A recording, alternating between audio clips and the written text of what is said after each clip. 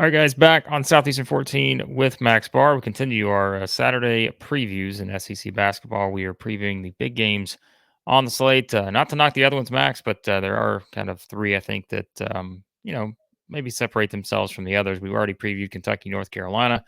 We previewed Houston, Texas A&M, and now we are on to Alabama and Creighton. Before we do that, let's tell you, as always, about our friends at Bet Online. All the major sports in action this week. College football playoff right around the corner, which I'm sure if Alabama fans watching this, you already know that. And if you want to bet on that game against Michigan, any other games, or this game against Creighton, you can do it by heading to Bet Online, your number one destination for all your sports wagering info, including news for pro football, the NBA, upcoming fights, and NHL games this season. Head to the website today. That's betonline.ag to get in on the action and see all the updated odds for the week. Remember, use that promo code we keep telling you about, BELIEVE, BLEAV, to receive your 50% welcome bonus on your first deposit. BetOnline is where the game starts. All right, Max, I'm gonna lead with what you asked me before we hit the record button. Is anybody going to get a stop in this game? This is a rhetorical question, I think, at this point.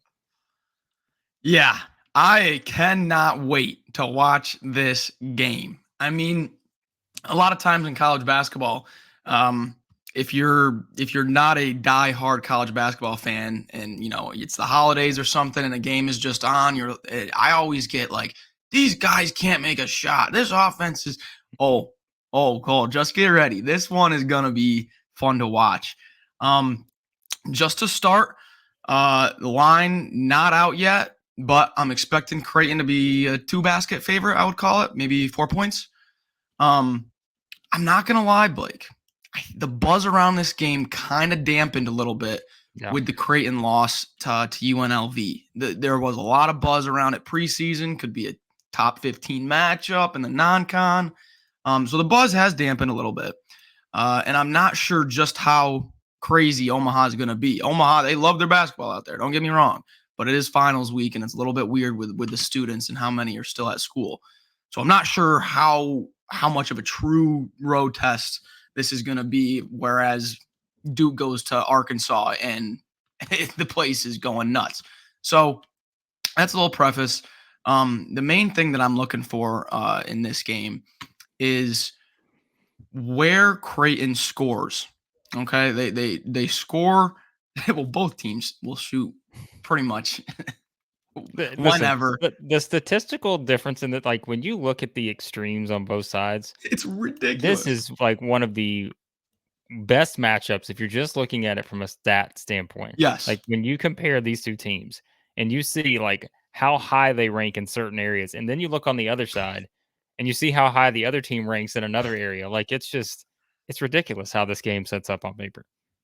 Yeah, I mean, when you put it that way, we could go up and down these two teams and talk about how great the offense is, how efficient they are, and whatnot. But if we want to just take a step back, okay, go preseason, Blake. Just take a step back with me. Take a deep breath. Let's go preseason, okay? Everyone has those expectations for Alabama coming off of the year where they were going to March as the number 1 overall seed. Amazing year, amazing team. And those are kind of the expectations coming into this year, super high expectations with the transfer class and everything. Me over here, I was a little bit more down. We're a little bit worried on the defense and whatnot. So when you put it that way, and then you watch that Purdue game, I walked away like pretty good. I'm like, wow, this team has fight. This team just went toe-to-toe with Edie and the number 1 team in the country up in Toronto, up in Edie country, okay? But if you had that expectations of this should be the number 1 team, you're like, oh, no. This team is trending in the right direction, in my opinion, from what we saw, like game 1, game 2, game 3, how this defense was just anemic. I feel good. I feel good coming off that Purdue game. They fought tooth and nail with one of the most physical teams in the country.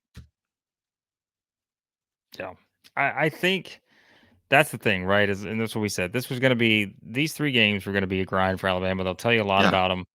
I think moving forward, and like we mentioned, it's just getting one somewhere. I think we're probably in agreement this is the best opportunity. Obviously, they've already lost one of them, so it comes down to either this game or the Arizona game. And, well, Arizona, is just in juggernaut form. I think right now. So that's going to be tough to get. So this is the important one. And like you said, when you see how Alabama played against Purdue, I think there are some things you can certainly take away from that game and feel like, all right, we can use this moving forward. We talked about, I Yeah. mean, remember, this is still the Alabama team that at any time can, I told you, I said, I feel like this is going to be a game where one team's going to go on a 14-0 run and the other team's going to go on a 14-0 run. Like that's just how it works, I think, with these two teams and the way they can score.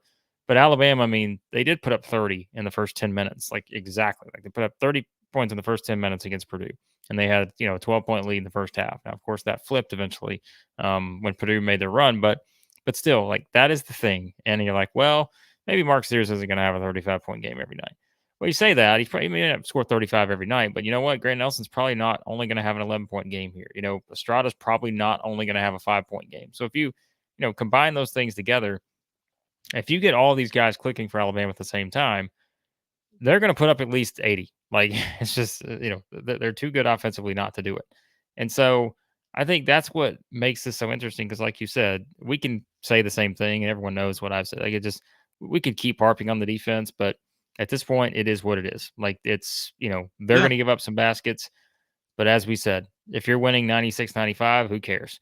I mean, it's, you just got to win the game. And so I feel like that could be this type of game here when you look at how this sets up. And I talked about the extremes on some of these. It is just, it is so wild when you look at the way this sets up because we could really go anywhere to start with. So for starters, Creighton forces the fewest turnovers of any team in college basketball. All right, so the fewest turnovers forced of any team. They've only forced 75 in 10 games, which of course averages out to be 7.5 per game. That's good for an Alabama team that if you give them opportunities and you don't force them to make mistakes, they're going to make shots. Like, statistically, it just shows you that they're going to make a lot of shots. And if they're not beating themselves by turning the ball over, well, that gives them a chance to make even more shots, right? And so that sets up very nicely for Alabama here. Also, some things to look at if you're talking about the extremes of Creighton. They also commit the fewest fouls of any team in college basketball. They have only committed 93 fouls in 10 games. That is 9.3. The next number, Max, West Virginia is second in the country in this category. They are allowing 12.2 fouls per Whew. game. So it's almost a 3 foul difference between the Jeez. number one team and the number two team, which again is Creighton is number one in this category. Let's take that a step further, right? Where does Alabama get such a large distribution of their points? They get it from the 3-point line and the free throw line. Well, Creighton doesn't foul, but I feel like we're kind of in a theme here where guess what we said about the Purdue game? We said some very similar things in terms of kind of the setup there. Now, Purdue was a team that didn't force a lot of turnovers. Purdue was a team that didn't let teams get to the free throw line a whole lot. So I'm not saying this is the same game, but there are some interesting similarities in terms of like the style of that you're going against for Alabama. And you just saw some of that against Purdue. Right now, of course, the difference is what? When you look at how these teams play. Um, there's going to be a little bit of a difference in terms of like, seeing I don't know. Again, I still think Creighton defensively is not a bad team, right? Because like we said, even though they don't turn people over, but they don't foul. And that's one of the things that I think plays in their advantage. They limit offensive rebounds, they do all those kind of things. So I don't know. I do think again, they're to kind of bring this back full circle to where we started. I think by playing that Purdue game before they play this Creighton game, I think is very beneficial for Alabama Yes. because I think there's a lot they can take away from that game and use in a very similar fashion here against this Creighton team. Not saying they're the same teams, but I do think there's a lot of similarities, and maybe that helps Alabama a little bit here, having just played this game a week ago. Alabama ranks 37th in strength of schedule. Creighton 135th. By far, the more battle-tested team is Alabama. Creighton does not have a top 50 win. They played against 28th Colorado State and got smoked, and then just played UNLV and got smoked. One thing that Alabama has not done is lose badly. All three of their losses, they've been right there. I mean, the Clemson game, they kind of lost it down the stretch there, late second half, but we're in that for most of the first half. So just to digress there, Alabama is not going to be scared at all coming into Creighton. But the one thing that I wanted to talk about that you did not mention was Alabama's tempo, right? So Creighton likes to slow it down a little bit more, and Alabama likes to get out and fly on offense. Love to get out in transition, but their defensive tempo is 340th. And so I was looking at that. I'm like, man, like that's puzzling to me because I'm like, they don't have great defensive numbers, but this is telling me that they're grinding out long defensive possessions and forcing teams into late shot clock situations. Well, I don't think it's much of that. I think it's more of the opposing team is trying to slow this game down as much as they can to keep Alabama out of transition, and they're still getting whatever they want in the half court, even with trying to slow the game way down. Well, if there's one thing that Creighton can do very well, it's run a half court offense. So I think, like we said, can anyone get a stop in this game is going to be the question. I'm just if we're kind of wrapping up here and getting towards picks. Oh, I got more stats coming too. Don't you got worry. more stats? Go ahead and Okay, make your good. picks, but I got more stats coming. I wanted to talk about Creighton from last year to this year. Okay. This is a game where if you have Arthur Kaluma, he is going to be one of the most important pieces for you to guard Grant Nelson, be able to switch on the perimeter defensively against a team that loves to shoot when they get a sliver of space. Playing Isaac Trout, taking nothing away from him, but playing Isaac Trout instead of Arthur Kaluma is a massive defensive downgrade. And then same with Stephen Ashworth, opposed to Ryan Nembhard. Nembhard, pretty much the better defender, both interior, guarding the drive, and out on the perimeter. He's much more active hands, much more athletic than Ashworth, who just kind of runs the offense and is kind of a game manager, can knock down some shots. So if you look at Creighton's team last year, they would be much, much better built to beat an Alabama team like this than this year's team. I don't really think they have the defensive versatility they had last year with a guy like Kaluma at the 4. And I think I don't think anyone's really talking about that. The fact that this team doesn't have Kaluma anymore and they didn't really replace him with anyone, that's a big hole for this defense. Yeah. Well, and look, these are two older teams too, and I think that's the thing, right? Is we've said, like, as you see the trend in college basketball, Cockprinter's there, like all these guys that are older. You mentioned Ashworth coming over, from Utah State. You've got Shireman, like you've just got all these older guys, and I think that's interesting. Like as you kind of look at this matchup, because these are guys that have played a lot of valuable minutes, somewhere or the other, right? Like I mean, you've got. Yeah, it is fascinating, I think, to look at that. And of course, you've got the North Dakota versus South Dakota connection too here, Max, with Grant Nelson and Shireman here. So maybe not often you get that matchup and in a big time profile game here, but yeah, and it's look the statistical extremes. I'll wrap up with this. I'm sorry, I'm laughing. Like this is just it is so. This game is so fascinating to me if you just took the stats alone. Like this would be one of the most fascinating games I think in college basketball. Creighton gets 43% of their points from the 3-point line, right? Like they're going to shoot threes. Meanwhile, if you look at it on the other side, they're 68% defensive point distribution allow. Like they allow 68% of their points from 2, like on defense. Like that is just, and by the way, per KenPom, the Division I average is 50.7. So, but what does that tell you too, right? Like they don't allow a lot at the free throw line, as we said, because they don't foul, and they don't allow a lot from the 3-point line. And where's Alabama going to try to get the majority of their points? We just said it, like the 3-point line and the free throw line. So I just think this one sets up to be such an interesting game. There's a lot of big games on Saturday. We've talked about some of them, but like it is a great slate of basketball. But like I am telling you right now, I would put this one near the top because I think that these two teams are so interesting just based on their numbers to this point, how they play, and how they're going to match up against each other. And I know some Alabama fans, this is a rivalry game for them as you look at I think third ever matchup between these two teams. So dating back to an NCAA tournament clash, I think a decade ago, They played recently in another game, I think maybe several years ago at some point. Maybe it's 2016, something like that. But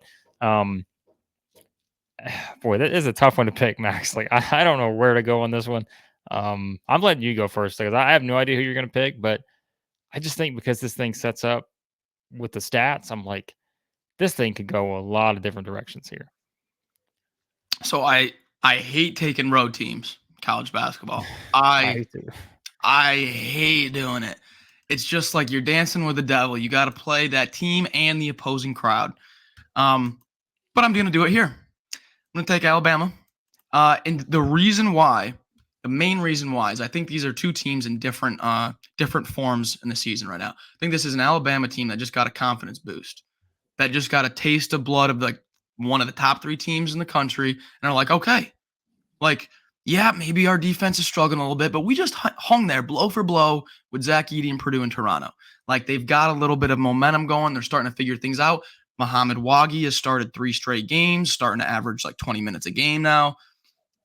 Whereas Creighton just kind of got exposed against UNLV, and they're starting to unravel a little bit. And now it's kind of not desperation mode, but there's a little bit of a nervous doubt, now with in Creighton. I think these are two teams on opposite trends where the teams are headed right now. So I'll take Alabama coming off of a confidence boost against one of the best teams.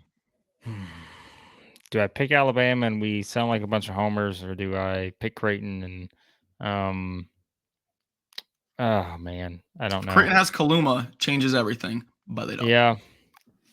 I tend to think you're right on this one. Because I'm curious to see what that spread is. Like you said, I think should be a couple. What do you think? 3 or 4 maybe? I'm expecting a -4 open for Creighton. Yeah. That's what I'm expecting. Yeah. I would probably, I would probably go Alabama on the spread here. I don't know, man. This is one where Alabama fans know. You're right though. Like, they did play very well against Purdue at times, and we saw them kind of make that run. But this is also, I think, to me, this is such a huge game for Creighton because they are coming off that loss to UNLV, and that was several days ago. And I just wonder if, that almost, it's like you almost just take that away and maybe it sets up a little bit differently. I almost feel like this feels like a must-win game for Creighton because remember, after that, they start Big East play. They go right into Villanova, Marquette coming up next week. So I'll pick Creighton here. I would take Alabama with the points, but I will pick Creighton. And again, Alabama fans, remember, this also usually works out well for you when I pick against you. That was our theme for a while there, back when I was doing the SEC basketball stuff in the Southeast Hoops days. Everyone, if you get that reference, you know what I'm talking about. But we'll go split on this one. I'll pick Creighton on this one because I think it's that good of a game. So we might as well split our choices here on this one. But I really like this Creighton team. I know they just came off the loss against UNLV. But yeah, there's something to what you said though, and I just want to see how the points are distributed here, Max. I have no idea. These two teams are they're fascinating to me offensively. So if we're picking guys to have a game, because we've been doing that. Oh yeah, we've been doing that. I think now this is gonna sound a little weird. I think this is an Aaron Estrada game. Okay, I can see that. I think it's an Aaron Estrada game because he's coming off of a bit of a down offensive performance where it's not like he was just having an off night. It was get the ball to Mark Sears night. Okay, that's all it was. But with I love how you brought up Creighton's point distribution numbers on what they let up. If they're going to run you off the free throw, or they're going to run you off the 3-point line and they're not going to give up free throws, Estrada, as good as anyone, knows how to break down a defender one-on-one and get to his spots. So I can see us overlooking Estrada a little bit here, and he puts up, around near a 20-point game here. And I don't really think Creighton has anyone that can defend him on the perimeter and stop his dribble drive. So I'll go with Estrada to have a little bit of a game here. All right, final pick. How many threes is Alabama shooting this game? How many are they going to shoot? Yeah, knowing that Creighton doesn't allow many people to get the free throw line and they don't foul. How many threes is Alabama shooting this game? Jeez, how many possessions are they going to get? We're playing this for fun. Just give me a number. I'll say 40. 40 even. Yep. I'll go 43. I think they can put up that many. We'll see if it plays out, but that's why I'm looking forward to this one. They have 46 against Purdue. Remember, they hit 19 of them. So I'll go 43 in this game. Guys, So, regardless of the pick, tune into this game. This is going to be a fun game to watch. This is really going to be fun. I love the way both these teams play, although I know Creighton fans probably not excited about how they played against UNLV. But still, I love the way these two teams play, and I just think this should be a great game if you enjoy offense. So there you go, guys. There are thoughts on Alabama. Some of us may be more certain than others on our pick. Mine was definitely not a confidence pick by any means, but we decided to split our vote here and go Creighton and Alabama with our picks. So there you go, guys. Again, hit the subscribe button. We appreciate you watching as always. Hit the like button as well. That helps us out. And again, more previews and reaction on the way to all of our SEC basketball stuff here, SEC football stuff. You can find that as well on the channel. So hit that subscribe button. We appreciate you watching as always here at Southeastern 14, presented by Bet Online.